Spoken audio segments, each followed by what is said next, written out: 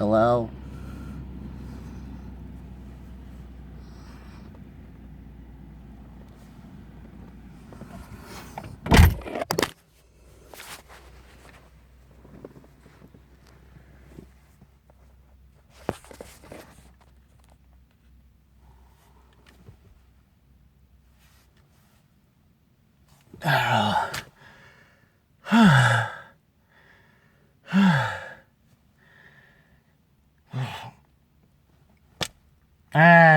It happened again. It happened again. That happened a lot closer to dark. Figured that too. Oh, jeez. Yeah. Oh well. You'll just have to deal with me talking about it this way, I guess. Especially given that I think he wanted to time it. I think apparently, yeah. Throwdowns tonight. I had to talk about this before it was too late, so. And I'm gonna have to be quicker because I gotta pee. Anyways.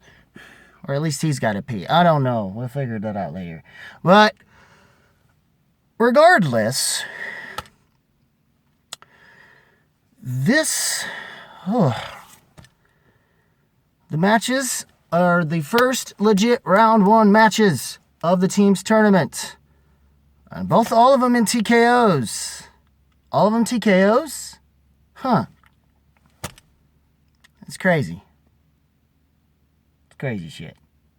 But anyways, they're all TKOs. Some good news. I guess, I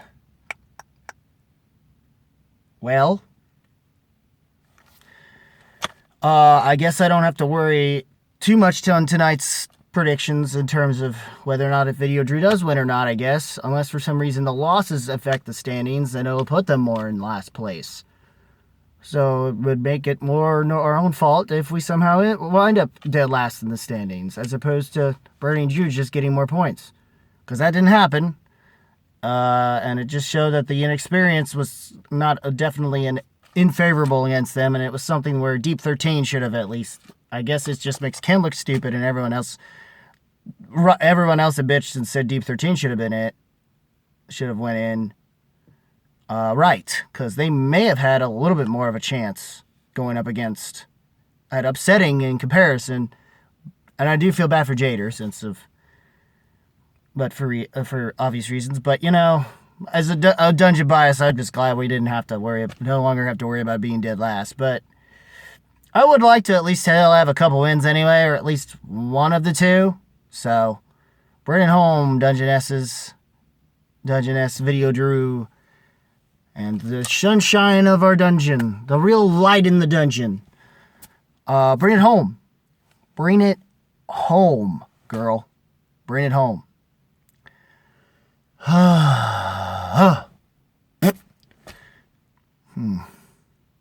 Seriously, bring it home, dude. Now it's up to you guys to bring it home. Bring it all. Bring this end of the season in a good light. Yeah.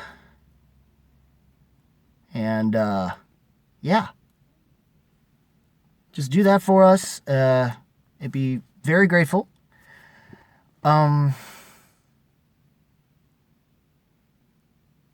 Also, apparently the last time I get to do this anyway, so, or at least deal with him for this season. Who knows next season, I'll tell you what. But anyways. Tam and Paul. That was done weirdly. They tried something different. It wasn't going to matter. Apparently. Which is a shame, because I feel like that 5-pointer is what screwed them, and I think if they had just done the more JT rules and actually bothered to work something out together, and just him being in character doesn't seem to work well with Paul, or at least even more so when he's doing a character that's not him, and I feel like the decision to do that character bit, to do the bit over doing which Tom's been doing the bit and still doing that fine. He stuck with his usual thing. But I think it only made him, I don't know if it really did make him more confused, But I feel like sometimes it's clear Kate doesn't know how to recall character. She's got to do some examining of herself as a manager. It's because clearly Swag. There's a reason why Swag is up in the top of the standings here, and the Den has fallen, and it's clear and clear that it started more so for the Den. A la Via, what has happened, and that was the biggest downfall. And we're starting to see the cracks through that, which Tom and Paul could have been better, in all honesty.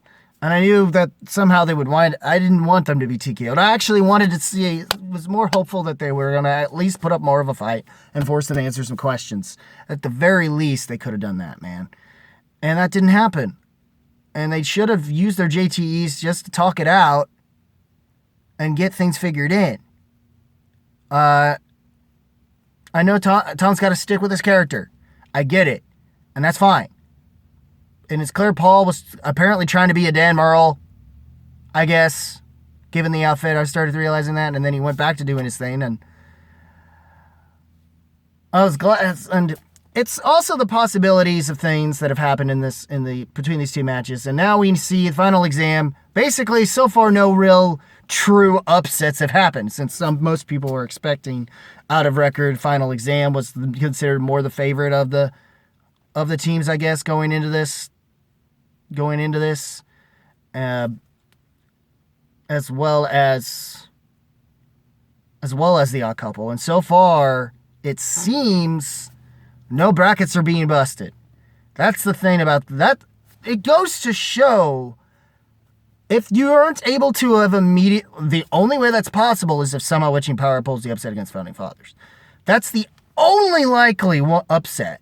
Even though I would have rather still had Misfits and had someone in the game, but at least I know Burning Druids do not have a shot at taking it. So I'm good. I know the lighting's bad, but it's trying to do it at dark. But apparently at 5 o'clock, it starts getting dark.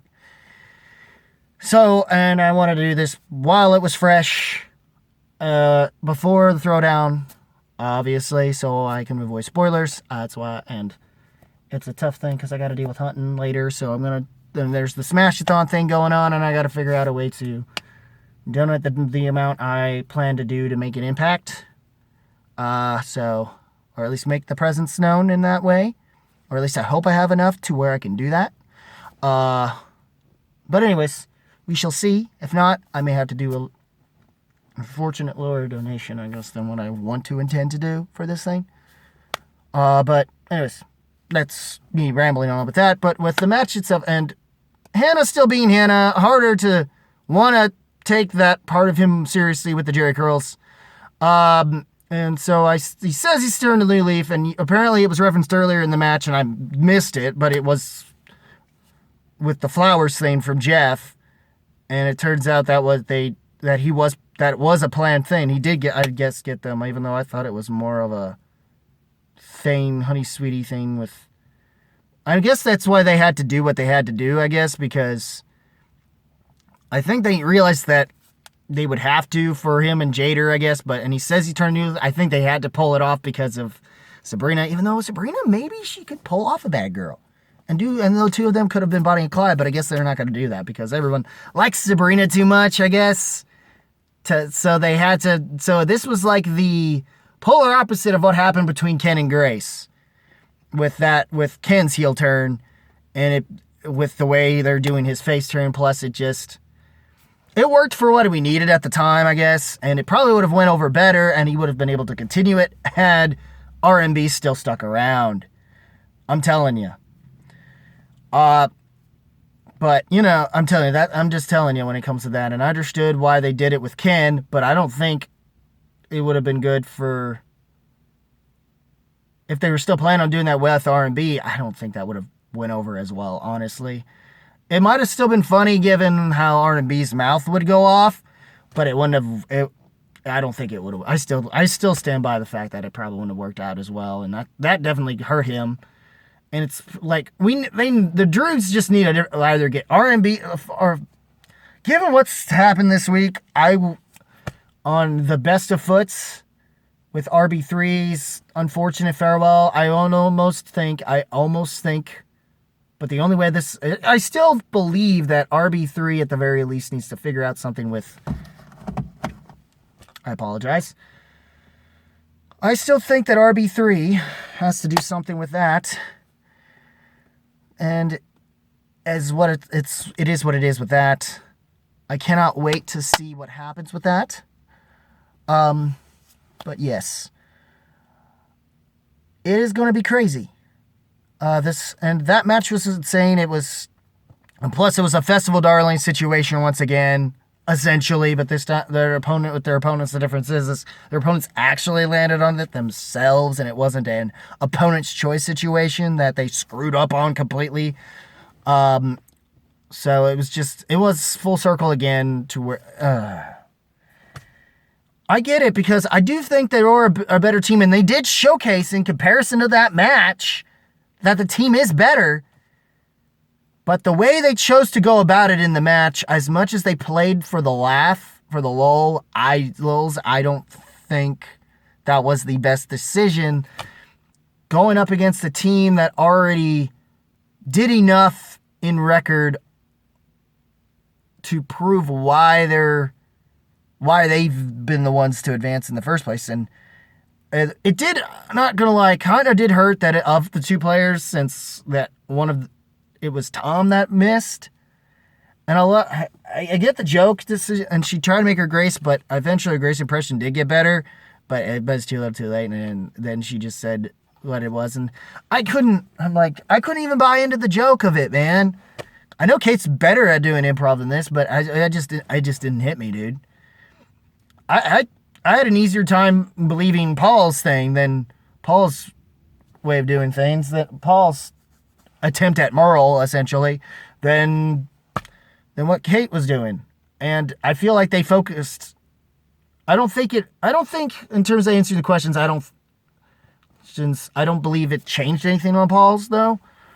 But I do think maybe if he had stuck with the attitude that he normally did anyway, I get that he had to, I guess, in a way, to show that he was humbled from his supposed training, that they were setting up into the match through the promos, but it just didn't pan out as well as I think, and clearly because you got TKO'd. And which, I mean, it was kind of close, because there was just the 5-pointer. And I think if they had just used their JTs a lot more and actually bothered to have more time instead of just, I think they could have had a shot. But that's not what happened, and he wasn't going to get anything out of Tom, it seemed. And I would like to still, but from after this, even with this being a better showcase, or at least in a way that's way better than whatever the hell happened with Bonnie and singles tournament, which was just they could have picked somebody better instead with that one. Even, I think it was earlier this week or last week, and I'm so glad with Harloff. Jesus. But anyways, not also being RB3's last time, so he may not even be, he's definitely not going to be, I think because of it, I don't believe he'll be as involved in the draft anymore, so chances are he's not going to be drafted into Swag for next season, or any faction by this point, but and plus with newer players coming in and you want to get those rookies, I get it. I'm hoping, and the whole Wildberries thing, that's also, and plus with the only good thing I could get out of this for Final Exams case, or the case of Final Exams win, which is, it's nice to see this win happen going into the future and going into tonight's Throwdown, where they're basically going to have to fight it off. Where they're basically going to have to make sure they beat them. So,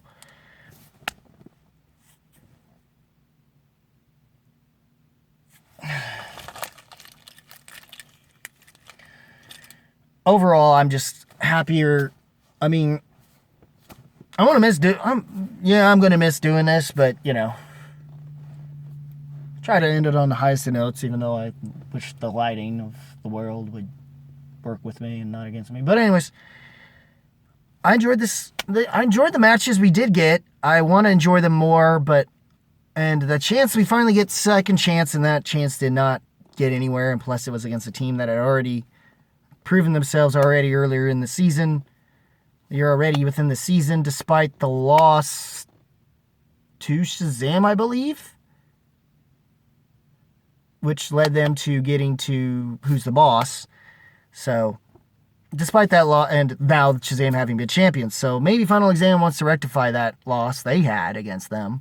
And this and it's a shame because it did show they are good. They can be a good team. I just think the decision to play into that character thing just was at least on Grace's end.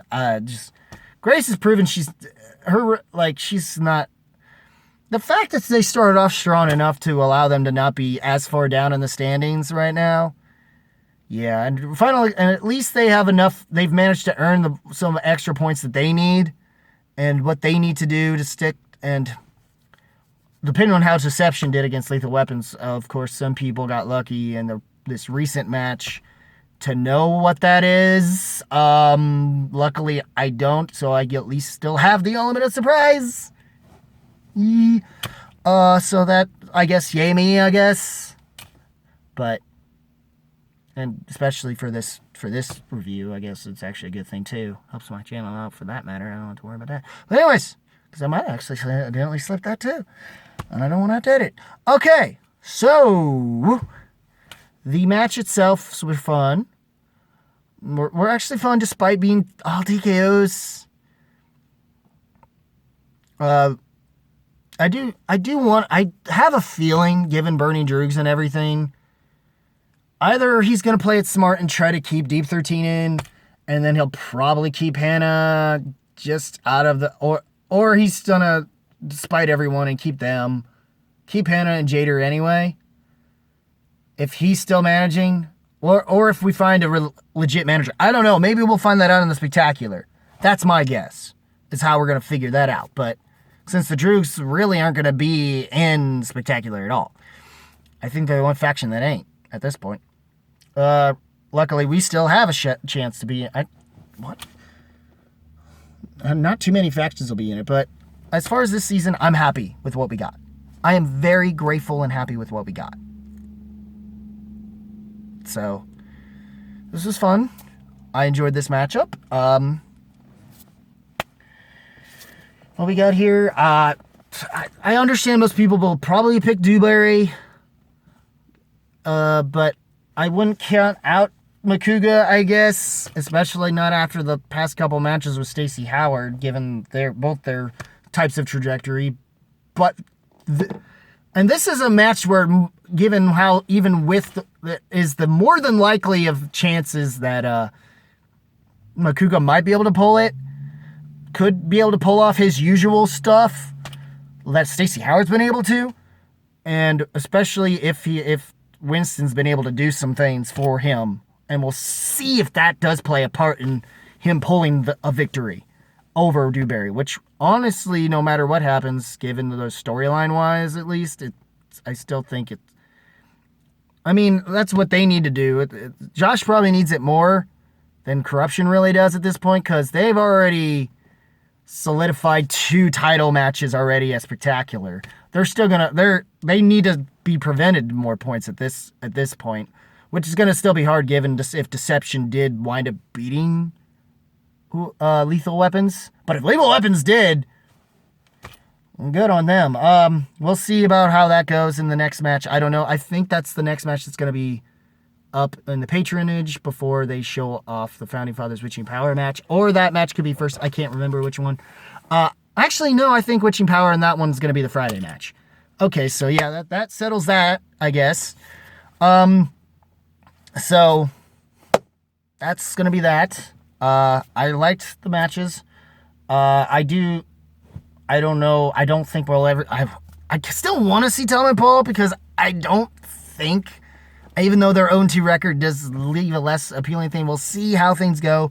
I don't know if she's going to keep Tom. I know for sure of some of the players she's had, Tom has to be kept. She'll probably wind up keeping more so or less. And it seems more like, I think with the way things are, there's a chance that maybe Goddard and Silverstream and chances are that, I mean, Tom will definitely be kept, but for Pete's sake. But that's all, guys. I think might be kept. I'm trying to remember who else is in there. I'll figure that out eventually. But overall, I enjoyed what we got out of this, so it is what it is.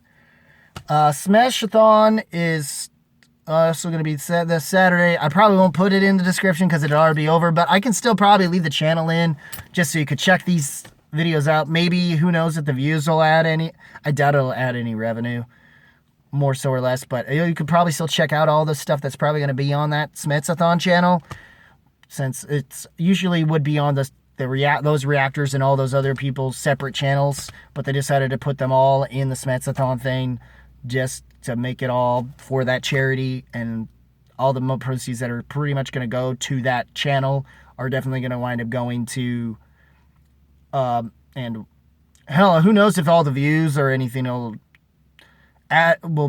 if there is ad revenue in it or not, will even go to them or not, if it wind up going to YouTube or not. We'll see what he can salvage up. Hopefully mostly Streamlabs will happen, and we'll see what yeah, we shall see. But I'm happy for them, and also Draft Center Fanatics. That'd be great as well. But depends on who gets signed. That's another thing. Who of the 3 players will stay signed that are a part of that are currently in the rosters will stay signed, and who's going to wind up in the. I think they're going to show they're going to mention who's signed already, and then the rest of the draft, they're going to probably televise the other picks in the draft that aren't already aren't already signed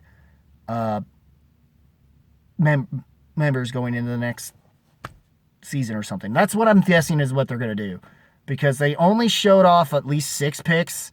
I have a feeling they'll probably still draft, they may stick with the draft for the next other seasons, but I don't know. I think they already will reveal publicly who's been signed and staying in the Droogs for the following season, and then we'll in each faction, but Lord knows what happens with that. And we still got to talk about Spectacular, what's happening already in the tournament and this upcoming Throwdown, which I'm not as excited for in comparison to previous ones, because there's not really all that much stakes despite the retirement thing. But I mean, it does suck, but by this point so late in the season, I don't care as much as, and plus they've already talked about it before they even cut in promos, so it just made the things they wanted to do to hype things up, unless they're people that just haven't been keeping up with everything like I have been with anything Schmoedown Entertainment Network for the most part, I guess. But other than that's it. I think that's it, guys. What did you think of the matches that we did have? The announcements of all other things going forward. I don't know if maybe because of this RB3 thing that somehow Harloff will try to get RB to surprise everyone and try to get RB back, which would be crazy and would be interesting for shock value purposes, or at least in a way that'll make fucking what's his face that was from Screen Junkies, who made a whole big ordeal between that thing and what's recently been happening since he got canceled from Screen Junkies. I feel like that's what's going to happen with that bullshit. I mean, I'd love to see that. I mean, it was whatever with that thing. But anyways, what did you guys... Those are my thoughts for the most part that I can conjure up and think of. I think they already referenced... I think there was something with one of the questions in the Odd Couple News. But so far, it doesn't seem like anybody's getting brackets busted just yet. Because if there was any likely chance, it would have been Tom and Paul to pull it. A possibility, but... Or at least make it interesting enough.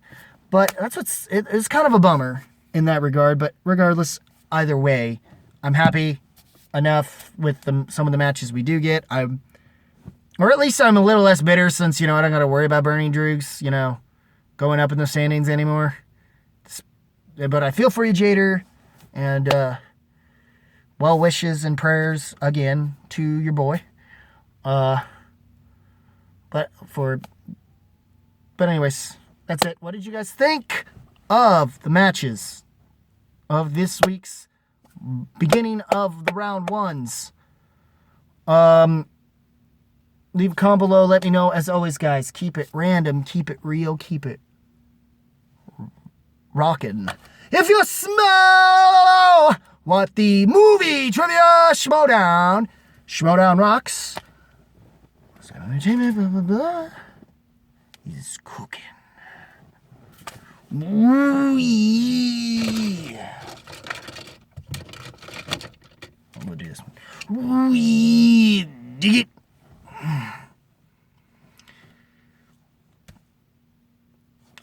What you gonna do when the movie trivia Schmoedown runs wild on you, especially hopefully next season when we finally get something in fucking studio. Yo. We. Dig it.